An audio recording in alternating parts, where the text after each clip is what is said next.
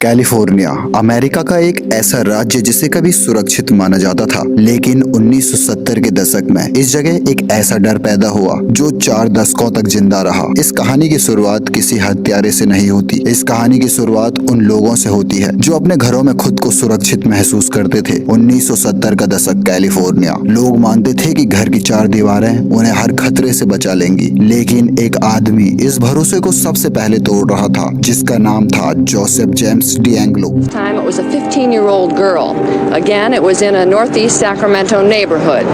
Again, he knew she was alone, forced his way in using a knife to threaten her, and raped her repeatedly for several hours. The 39th attack of the East Area Rapist took place in this very nice middle-class neighborhood.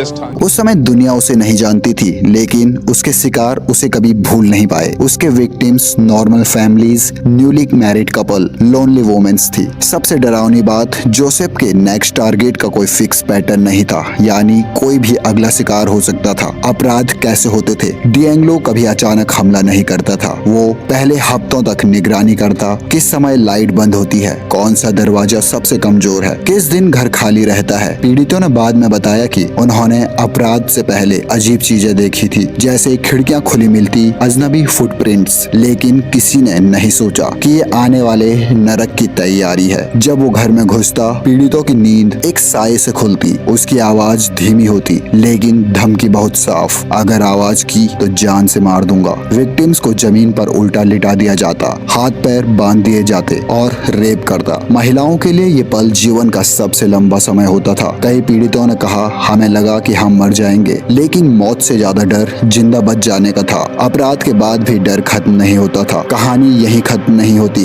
कुछ पीड़ितों को सालों बाद phone भी आए, अजनबी calls, कोई बोलता नहीं था, या फिर अचानक से एक आवाज आती, रिमेम्बर मी। इसका असर क्या हुआ? कई पीड़ितों को PTSD हुआ, कई रिश्ते टूट गए, कई लोग कभी सामान्य जिंदगी में लौट ही नहीं पाए। एक महिला ने अदालत में कहा, उसने मुझे मारा नहीं, लेकिन उसने मेरी जिंदगी चुरा ली। 1980 के बाद डिएंगलो ने हत्याएं शुरू कर दी। अब पीड़ित जिंदा नहीं बचते, बंधे हुए जोड़े अपने ही घरों में मरे हुए पाए जाते। परिवार को सिर्फ लाशें मिलती, कोई जवाब नहीं। माता पिता पूरी जिंदगी यही सोचते रहते, उनके आखिरी पल कैसे रहे होंगे। सबसे बड़ा धोखा, जिस आदमी ने इतने लोगों की जिंदगी बर्बाद की, वो खुद एक पूर्व पुलिस अफसर था। यही वजह थी कि वो इतने सालों तक बचा रहा। उसे पता था पुलिस कैसे सोचती है, सबूत कैसे मिटते हैं, जांच कैसे भटकाई जाती है। पीड़ितों के लिए ये सच्चाई दूसरा झटका थी। 13 मर्डर, 51 कंफर्म रेप और 120 से ज्यादा चोरियां, जिनकी कंफर्म रिपोर्टिंग है। डीएनए मैच कैसे काम करता है? क्राइम सीन से डीएनए मिला।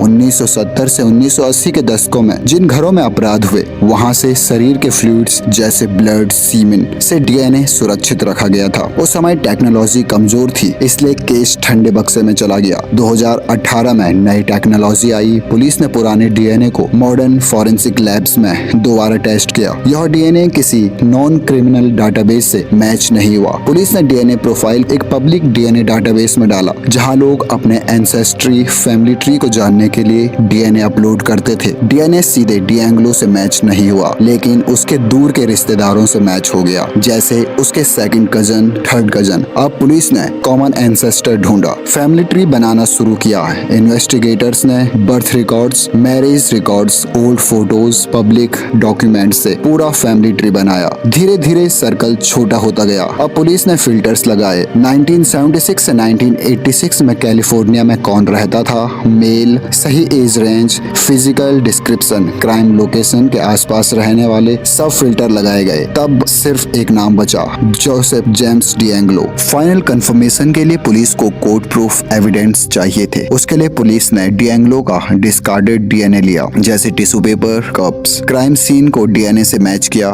100% मैच। 40 साल बाद इंसाफ। 2018 में डीएनए टेक्नोलॉजी ने वो कर दिखाया जो पुलिस 40 साल से नहीं कर पाई। जब डिएंगलो को पकड़ा गया, पीड़ित बूढ़े हो चुके थे, कई व्हीलचेयर पर थे, कई रोते हुए बोले, हमें नहीं लगा था कि हम उसे जिंदा देख पाएंगे। अदालत में पीड़ितों की आवाज। 2020 में जब सजा सुनाई गई, पीड़ितों को बोलने का मौका मिला। एक महिला बोली, आज तुम बूढ़े हो लेकिन हम 40 साल तक उसी रात में फंसे रहे। डिएंगलो को लाइफ इम्प्रिजनमेंट बिना पैरोल की सजा मिली, लेकिन पीड़ितों के लिए ये सिर्फ एक सजा नहीं थी, ये एक जवाब था। ये कहानी एक हत्यारे की नहीं है, ये कहानी उन लोगों की है जो जिंदा रहे, जो टूटे और फिर भी सच के सामने खड़े हुए। और यही वजह है कि आज हम उसका नाम जानते हैं।